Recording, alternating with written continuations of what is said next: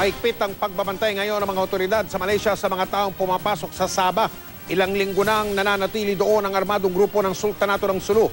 Kahit na ang GMA News team mistulang dumaan sa butas ng karayom. Ito po, mula sa Sabah, panoorin niyo ang pagtutok na ito live ni Maki Pulido. O Maki, kumusta na? Alam mo Mike, matipid sa impormasyon ng Malaysian Police tungkol sa nagaganap na standoff sa Tanduao dito nga sa Sabah. Matipid na nga sila sa impormasyon ay mahigpit pa ngang pinagbabawalan ng media na makalapit sa lugar.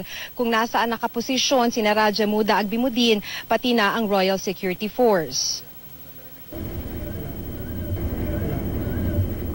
2 oras ang biyahe mula sa sentro ng Lahad Datu patungong Tanduao kung nasaan ang mga tagasunod ni Raja Muda Agbimuddin Kiram. Ilang checkpoint ng Sabah Police ang madaraanan. Pinakamahigpit sa checkpoint na malapit na sa Tanjung Labian. Dito na kami hinarang at pinapunta sa police station.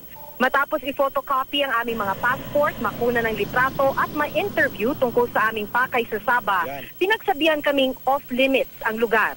Para raw ito sa aming kaligtasan, kaya mga residente lang ang pwedeng lumusot sa checkpoint at hindi mga taga-media. Pero nakausap namin saglit sa telepono si Superintendent Shamsuddin Binmat, ang hepe ng Lahad Datu District Police. At nang tanungin ko kung aarestuhin na ba nila ang Royal Army of the Sultanate of Sulu dahil lumipas na ang Tuesday midnight deadline, sabi niya, hindi raw. Tinanong ko rin kung ibig sabihin ba nito ay mayroon na namang extension. At sinabi ni Superintendent Shamsuddin na we are giving the Philippine government a chance. Hindi na niya ito pinalawig pa. Pero sa kabila ng paghihigpit, nakarating din kami ng Tanjung Labian.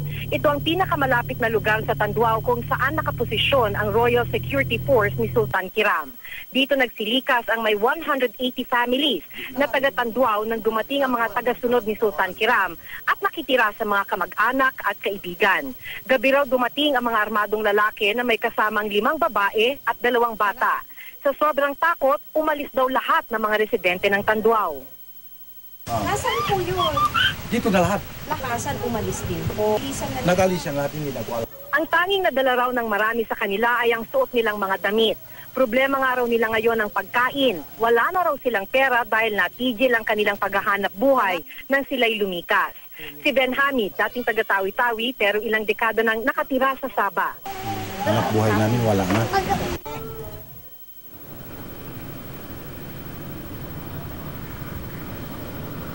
Mike, 3 linggo na ang grupo ni Kiram dito sa Sabah. Ang mga apektadong residente naman na ating nakausap, sinasabi na sana matapos na ang standoff para muli na silang makapaghanap buhay.